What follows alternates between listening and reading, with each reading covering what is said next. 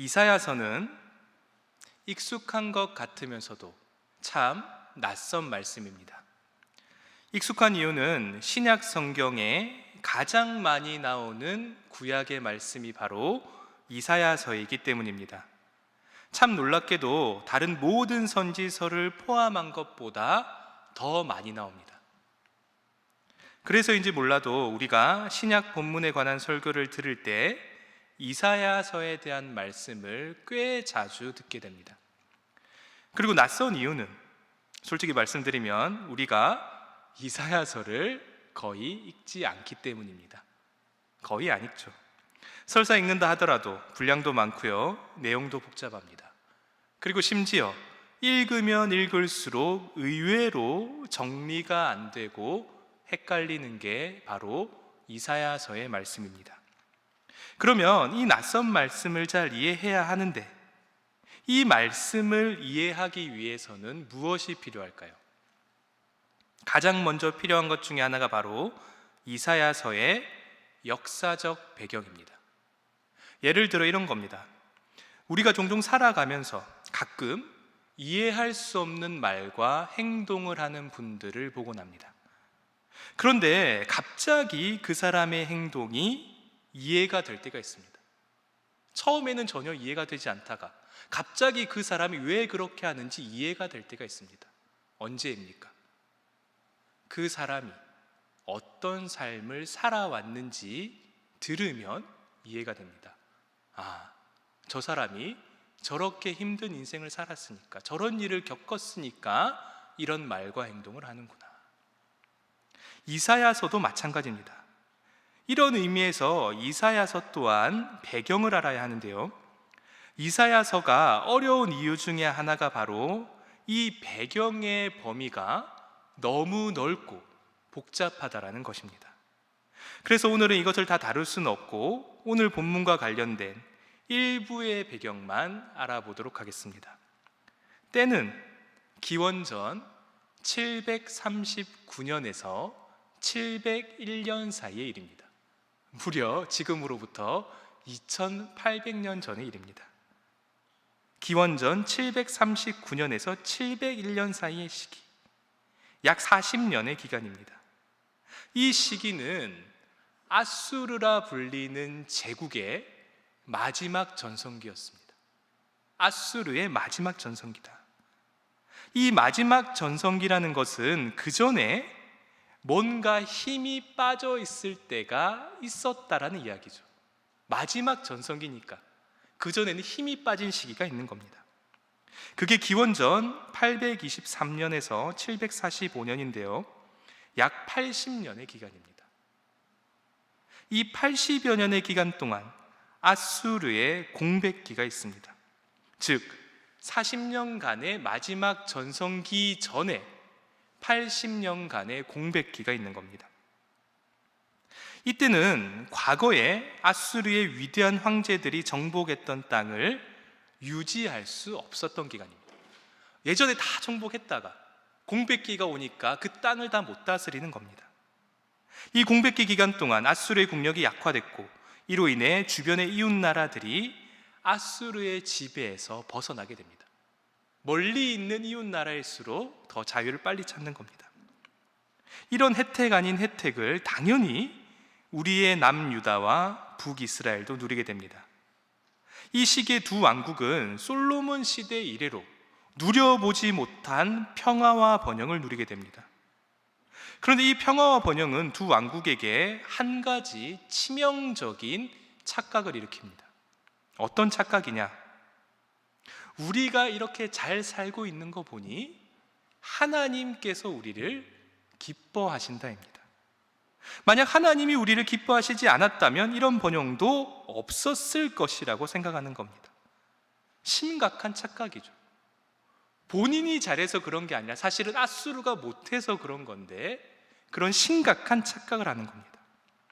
이런 잘못된 생각을 바로잡기 위해 나타난 선지자가 바로 그 유명한 아모스와 호세아입니다. 이 둘은 이스라엘 백성들을 신랄하게 비판합니다. 하지만 이스라엘은 계속해서 그들이 걷던 길을 그대로 걷습니다.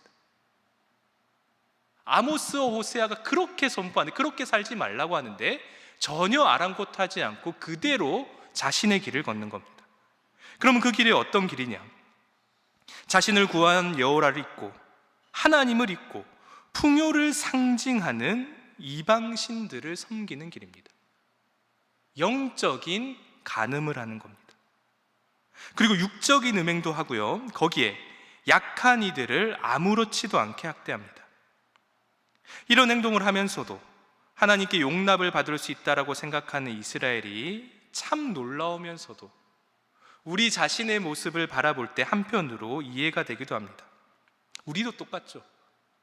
평상시에 말도 안 되는 행동을 하면서 뭐 나 정도면 하나님이 사랑하시겠지, 이런 말도 안 되는 착각을 합니다. 아무튼 이런 히브리인들의 착각과 악행은 기원전 745년 아수르의 위대한 왕 디글랏빌레셀 3세가 즉위한 직후 파국을 맞이합니다. 히브리인들의 심각한 착각과 그 악행이 파국을 맞이하는 겁니다. 이 제국의 황제는 그동안 제대로 다스리지 못했던 땅을 향해 다시 한 번 더 정복 전쟁을 펼칩니다. 그래서 자연스레 영토 확장의 길목에 있던 북이스라엘이 심각한 압박을 받습니다. 영토 확장을 하는데 그 길목에 북이스라엘이 있는 겁니다. 이때 북이스라엘의 왕이 누구냐? 므나헴이라는 왕입니다. 이 왕이 성경에 나옵니다. 우리 열왕기하 15장 19절에서 20절을 보겠습니다. 제가 한번 읽을 테니까 여러분은 눈으로 한번 따라와 보시면 됩니다. 아수르 왕 불이 와서, 여기 불이 제가 방금 말씀드린 디글랏빌레셀 3세입니다. 불이 와서 그 땅을 치려 하매 므나헴이 어떻게 합니까? 북이스라엘 왕이 은 1000달란트를 불에게 주어서, 어마어마한 돈입니다. 이 돈을 불에게 주어서 그로 자기를 도와주게 함으로 나라를 자기 손에 굳게 세우고자 하여. 그러면 그 돈은 어디서 났을까요? 20절을 보십시오. 그 은을 이스라엘 모든 큰 부자에게서 어떻게 합니까? 강탈하여 각 사람에게 은 50세겔씩 내게 하여 아수르 왕에게 주었더니 이에 아수르 왕이 되돌아가 그 땅에 머물지 아니하였더라. 쉽게 말해서 백성에게 돈을 뺏어서 아수르에게 조공을 한 므나헴입니다. 그러면 이제 문제가 해결됐을까? 문제가 해결될까요? 아닙니다. 바로 밑에 29절을 보겠습니다. 29절에 이렇게 나옵니다. 이스라엘 왕 베가 때, 여기 나오는 이스라엘은 북이스라엘입니다. 그리고 베가는 누구냐? 므나헴의 다음 왕입니다. 므나헴 다음에 브가히야라는 왕이 있는데요, 굉장히 짧게 통치를 합니다. 그리고 곧바로 베가에게 왕위가 넘어가 버립니다. 즉 므나헴 다음의 왕이라고 보시면 됩니다. 북이스라엘 왕 베가 때 어떻게 됩니까? 아수르 왕 디글랏빌레셀이 와서 다시 오죠. 다시 와서 이온과 아벨렘 마가와 야노아와 게데스와 하솔과 길르앗과 갈릴리와 납달리 온 땅을 점령하고 그 백성을 사로잡아 아수르로 옮겼더라. 보신 바와 같이 왕이 바뀌자마자 또 쳐들어온 아수르입니다. 북이스라엘이 전란에 휩싸이게 된 겁니다. 그러면 남유다는 어떨까요? 북이스라엘 바로 밑에 남유다가 있잖아요. 그럼 남유다는 어떨까? 남유다에서 급히 어전회의가 소집됩니다. 이 회의에서 남유다는 힘든 결정을 내려야 합니다. 어떤 결정이냐? 남유다가 아수르의 편에 서야 되냐 말아야 되냐입니다. 아수르 편에 서야 하느냐, 아니면 북이스라엘과 힘을 합쳐서 아수르에 대항해야 하느냐. 여러분이 만약 남유다의 대신들이라면, 이 자리에 모인 여러분이 대신들이라면 어떤 결정을 하시겠습니까? 나라의 국군이 달렸습니다. 목숨이 왔다 갔다 합니다. 어떤 결정을 해야 될까? 이때 남유다는 아수르를 택합니다. 이유가 두 가지 정도가 있습니다. 첫 번째는 그냥 북이스라엘이 미웠기 때문입니다.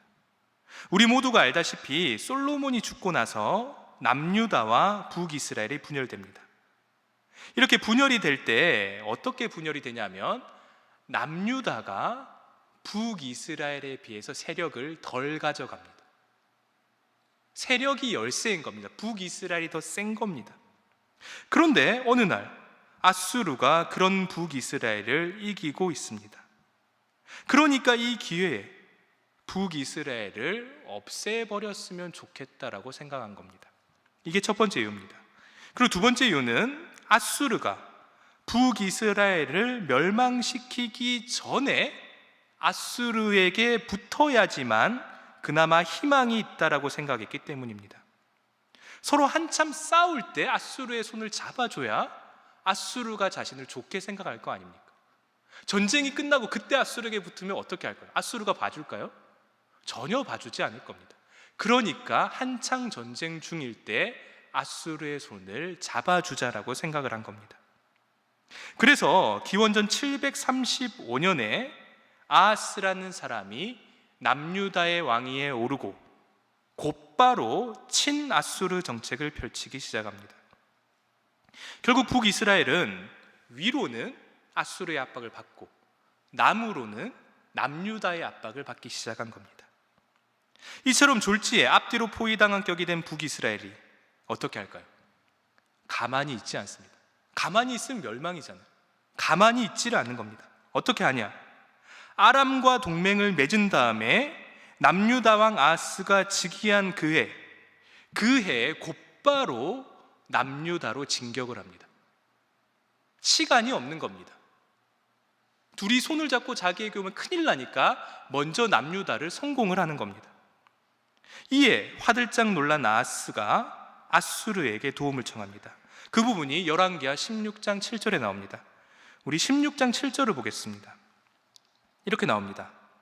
아하스가, 남유다 왕이죠, 아하스가 아수르 왕 디글랏빌레셀에게 사자를 보내어 이르되, 뭐라고 합니까?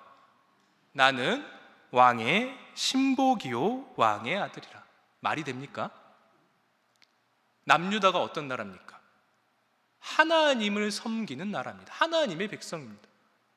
그런데 이방 왕에게 내가 당신의 신복이요 당신의 아들이라 라고 합니다. 처참한 지경이죠. 나는 왕의 신복이요 왕의 아들이라.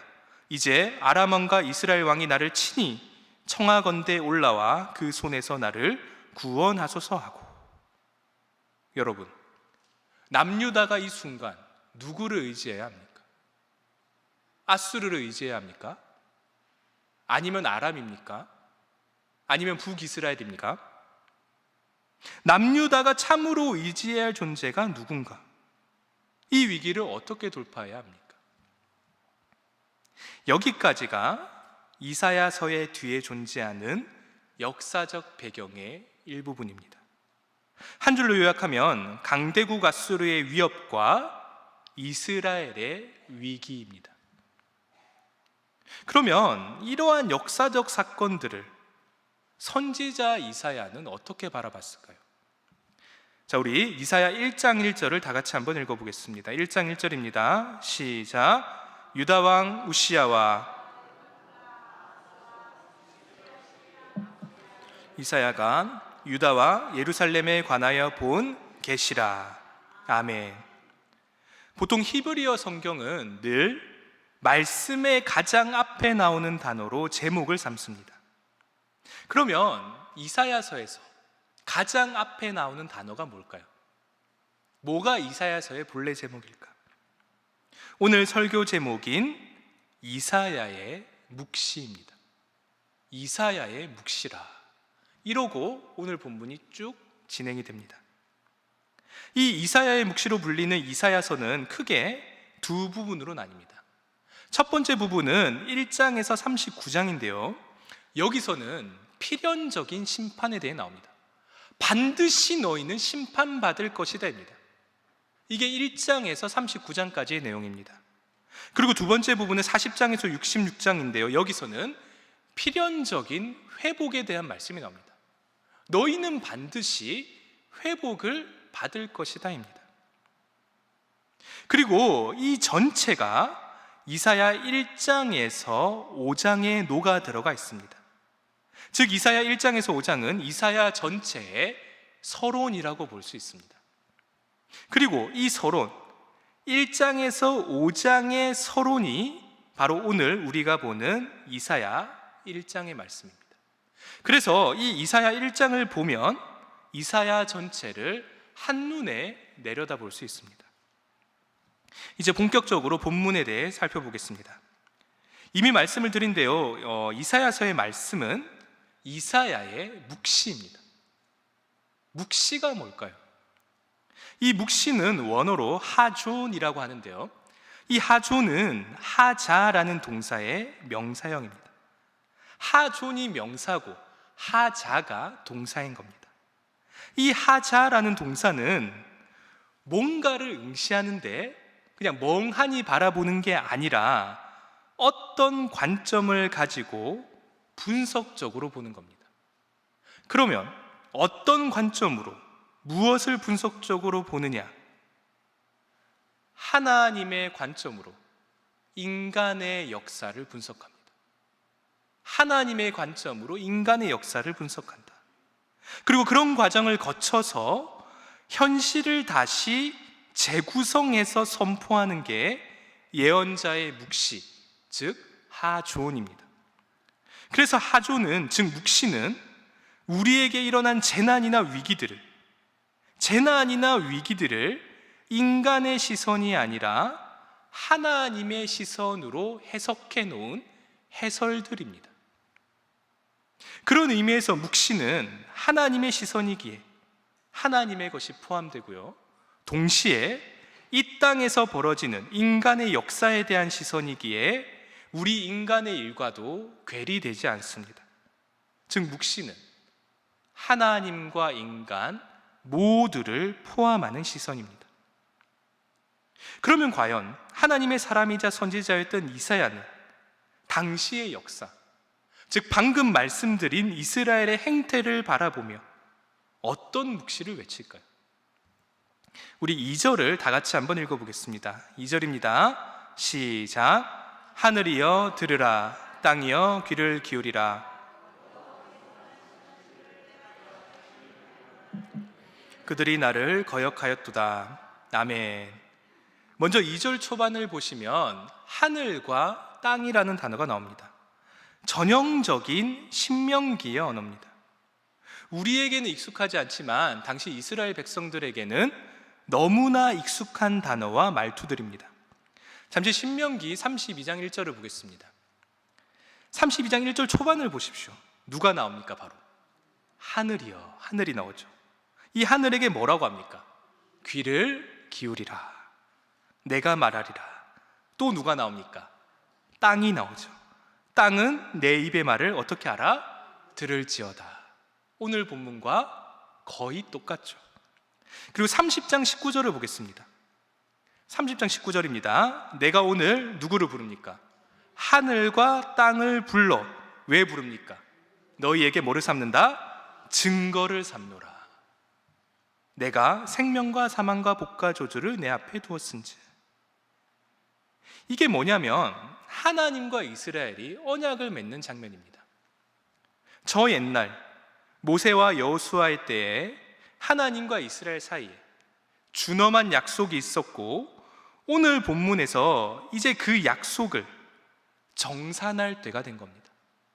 모세의 때에 언약을 맺었고 오늘 본문에서 정산을 하는 겁니다.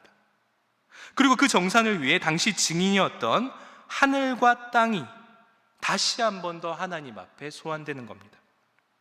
그래서 하늘과 땅은 당시 언약의 증인이요, 동시에 이제까지 있어 왔던 이스라엘의 모든 행위를 살펴본 목격자입니다. 여러분, 이 세상에 하늘과 땅의 시선을 피할 자가 있습니까? 없습니다. 이런 의미에서 이런 증인이자 목격자인 하늘과 땅을 데리고 하나님이 말씀을 하십니다. 이 말씀은 사실일 수밖에 없습니다. 왜냐하면 하늘과 땅이 봤으니까. 어떤 말을 할까? 2절 중반을 보십시오. 여호와께서 말씀하시기를 내가 자식을 양육하였거늘 그들이 나를 거역하였도다. 묵상하면 묵상할수록 참 가슴이 아리는 말씀입니다. 하나님과 이스라엘의 관계는 본디 언약 관계입니다. 계약 관계인 겁니다. 그러나 우리 하나님은 언약 관계 그 이상의 사랑을 주십니다. 우리를 자신의 자녀로 키우셨던 겁니다. 내 목숨보다 소중한 자식이다. 자녀로 키우신 겁니다. 그런데 이스라엘이 어떻게 합니까? 그들이 나를 거역하였도다. 여기서 거역은 원어로 파샤라고 하는데요, 뜻이 뭐냐면 어떤 권위에 대해 고의적으로, 조직적으로 반대하는 행위입니다. 즉, 악의적인 배교나 고의적인 배신에 어울리는 단어가 바로 오늘 본문에 나오는 파샤입니다. 여러분, 이스라엘은 실수가 아니라 악의적으로, 고의로 부모의 사랑을 준 하나님을 배반했던 것입니다. 우연이 아니라 고의입니다. 이런 거역을 한 이스라엘이 어떤 모습인지 이사야가 실감나게 묘사를 합니다. 그 부분이 바로 3절입니다. 우리 3절을 다 같이 한번 읽어보겠습니다. 3절입니다. 시작. 소는 그 임자를 알고 이스라엘은 알지 못하고 나의 백성은 깨닫지 못하는도다 하셨도다. 아멘. 소와 나귀는 당시 고대 근동의 사람들에게 익숙한 동물이었습니다. 소는 고집이 세기로 유명했고요, 나귀는 어리석기로 유명했습니다. 이사야는 먼저 둘 중에 나름 더 비싼 소에 대해서 먼저 말합니다. 소가 어떻게 한다라고 합니까? 소는 무엇을 합니까? 그 임자를 알고, 소가 동물이고 고집이 세기는 하지만 자신을 시장에서 누가 돈을 주고 샀는지 안다란 겁니다. 그 고집 센 소조차 돈을 주고 누가 샀는지, 내 주인이 누군지 안다란 겁니다. 그러면 소보다 못한 나귀는 어떨까요? 나귀는 무엇을 합니까? 그 주인의 무엇을 안다? 구유를 안다. 확실히 나귀가 소보다는 더 어리석은 것 같습니다. 나귀는 주인까지는 아니지만 그래도 주인의 구유, 즉 주인이 자신에게 밥을 주는 그 밥통을 알고 있다는 겁니다. 내 밥통이 뭔지 안다는 겁니다. 아, 저 밥통으로 가야 내가 밥 먹고 살겠구나, 그걸 안다는 겁니다. 자신의 밥통을 아는 겁니다. 아무리 멍청해도 내 주인이 나에게 주는 밥통이 무슨 밥통인지 아는 겁니다. 즉, 내가 먹고 살려면 어디로 가야 하는지 아는 나귀입니다. 그러면 소와 나귀가 그런데 사람인 이스라엘은 어떨까요? 이사야가 뭐라고 합니까? 이스라엘이 알지 못한다. 여기서 알다는 우리가 너무나 잘 아는 야다라는 단어입니다. 야다는 간접적 지식이 아니라 직접적 지식입니다. 즉, 어떤 존재와 직접 관계해서 경험하고 느껴서 아는 겁니다. 실제 경험을 해서 느껴서 아는 게 바로 야다입니다. 실제로 이스라엘의 신앙은 출애굽 시 하나님과 함께 했던 경험에서 시작이 됩니다.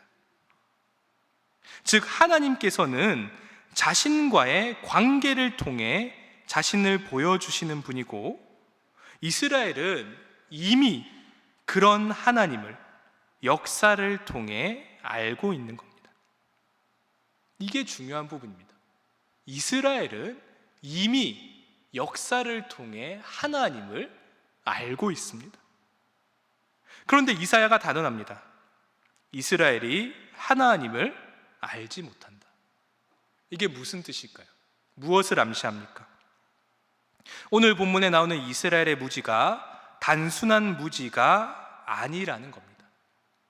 아까 나왔던 거역처럼 이스라엘이 고의적인 배척과 묵살을 했다라는 암시입니다. 여러분, 이미 알고 있는데 모르는 존재가 되려면 어떻게 해야 합니까? 억지로 그 존재에게서 떠나야 하는 겁니다. 즉 하나님과 함께 있으려고 하지 않고 하나님의 요구를 일부러 무시하며 인정하지 않았던 겁니다. 오늘 본문식으로 말하면 소나 나귀만도 못한 존재가 바로 이스라엘이었던 겁니다. 그래서 이 3절은 사실은 이사야가 아주 고상한 단어로 고이 접어서 이스라엘에게 집어던진 욕설입니다. 이 3절은 이사야의 욕설입니다. 고집센 소도 자기를 돈 주고 산 주인을 알고 저 멍청한 나귀도 자기 밥통이 뭔지는 안다. 그런데 너네 이스라엘은 애굽에서 건져주시며 부모의 사랑을 준 하나님, 내 목숨줄을 사신 분, 내 주인이신 하나님을 알아보지도 못하는구나. 그리고 너네는 어떻게 해야 살 수 있는지, 어디서 생명이 오는지, 본인의 밥통이 뭔지도 모른다. 그리고 심지어 고의적으로 배신까지 하는구나. 너네는 저 소나 나귀만도 못한 존재다 라고 이사야가 욕을 하는 겁니다. 여러분, 이사야가 너무 과합니까? 과대포장하는 겁니까? 12절에서 우리 13절을 다 같이 한번 읽어보겠습니다. 12절에서 13절입니다. 시작. 너희가 내 앞에 보이러 오니 이것을 누가 너희에게 요구하였느냐? 내 마당만 밟을 뿐이니라. 헛된 재물을 다시 가져오지 말라. 분향은 내가 가증히 여기는 바요, 월삭과 안식일과 대회로 모이는 것도 그러하니 성회와 아울러 악을 행하는 것을 내가 견디지 못하겠노라. 아멘. 읽으면 읽을수록 머리가 숙여지고 할 말이 없어지는 하나님의 슬픈 외침입니다. 이사야의 평가가 잘못되지 않았다라는 걸 증명하는 하나님의 말씀인 겁니다. 절망적인 상황입니다. 너무나 절망적인 상황입니다. 그런데 이런 우리에게 너무나 감사하게도 희미한 희망이 생깁니다. 우리 16절에서 17절을 다 같이 읽겠습니다. 16절에서 17절입니다. 시작. 너희는 스스로 씻으며 행실을 버리며 행악을 그치고 선행을 배우며 정의를 구하며 학대받는 자를 도와주며 고아를 위하여 신원하며 과부를 위하여 변호하라 하셨느니라. 아멘. 여러분, 우리의 유일한 희망은 돌이키는 것입니다. 회개입니다. 입으로만 하는 회개가 아니라 진정한 돌이킴이 우리의 희망입니다. 그런데 이 순간 이사야가 절망합니다. 왜냐하면 이사야가 수십 년간 관찰한 이스라엘은 회개할 가망이 없는 존재들이기 때문입니다. 이스라엘을 깊이 들여다본 이사야이기에 이사야만이 할 수 있는 절망입니다. 자력으로는 회개할 가능성조차 없는 게 이스라엘입니다. 필연적인 종말이요, 필연적인 파멸입니다. 파멸할 수밖에 없는 겁니다. 이 절망의 순간에 놀랍게도 이사야가 위대한 묵시를 노래합니다. 이사야 53장에 갑자기 정체를 알 수 없는 한 종이 나옵니다. 이 종은 어떤 질병과 고통을 짊어진 존재입니다. 그런데 이 질병과 고통이 알고 보니까 패역한 이스라엘로 인해 발생한 것입니다. 그런데 죄 없는 종이 그 모든 것을 짊어집니다. 그 부분이 어디냐? 이사야 53장 4절에서 6절입니다. 우리 이 부분을 마음을 담아서 천천히 한번 다 같이 한번 읽어보겠습니다. 시작. 그는 실로 우리의 질고를 지고 우리의 슬픔을 당하였거늘 우리는 생각하기를 그는 징벌을 받아 하나님께 맞으며 고난을 당한다 하였노라. 그가 찔림은 우리의 허물 때문이요 그가 상함은 우리의 죄악 때문이라. 그가 징계를 받음으로 우리는 평화를 누리고 그가 채찍에 맞음으로 우리는 나음을 받았도다. 우리는 다 양 같아서 그릇 행하여 각기 제 길로 갔거늘 여호와께서는 우리 모두의 죄악을 그에게 담당시키셨도다. 아멘. 말씀을 맺겠습니다. 주 안에서 하나 된 우리 신일의 사랑하는 형제와 자매 여러분, 하나님께서는 언약 관계를 뛰어넘어 우리를 자녀로 사랑하셨습니다. 그러나 우리는 하나님을 버렸습니다. 오늘 본문에 의하면 지금 앗수르가 침공하고 있는데 하나님을 찾기는커녕 하나님을 인지조차 못하고 있습니다. 다른 것들을 찾고 있는 우리들입니다. 무엇이 생명인지, 어디가 살 길인지조차 모르는 겁니다. 여러분, 우리는 실로 소나 나귀만도 못한 존재입니다. 심판받아 마땅한 존재입니다. 이게 바로 우리의 진짜 모습이자 우리의 현실입니다. 그러나 한 종이 나타나서 우리의 질병과 고통을 대신 지셨습니다. 그 결과 우리는 다시 하나님께 다가갈 기회를 얻게 됩니다. 제발 이번 한 주간 간절히 회개하기를 바랍니다. 우리 모두가 이번 한 주간만이라도 회개하기를 바랍니다. 회개하고 겸손한 마음으로, 감사한 마음으로, 특별히 우리의 죄를 담당한 한 존재의 힘과 능력을 힘입어, 우리의 힘으로는 안 됩니다.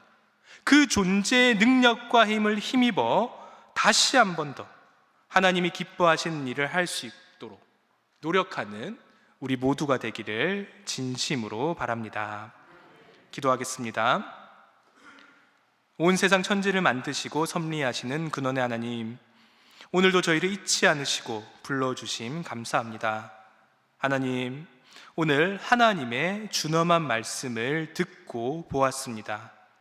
하나님, 우리가 이사야의 묵시를 잊지 않을 수 있도록 하여 주시옵소서. 이 말씀으로 우리가 다시 일어나 소생할 수 있도록 하여 주시옵소서. 하나님, 이제 곧 주일이 끝나고 세상으로 나아갑니다. 세상으로 나가는 우리 신일의 모든 성도들 주님께서 보호하고 지켜주시옵소서. 감사합니다. 예수님의 이름으로 기도드립니다. 아멘.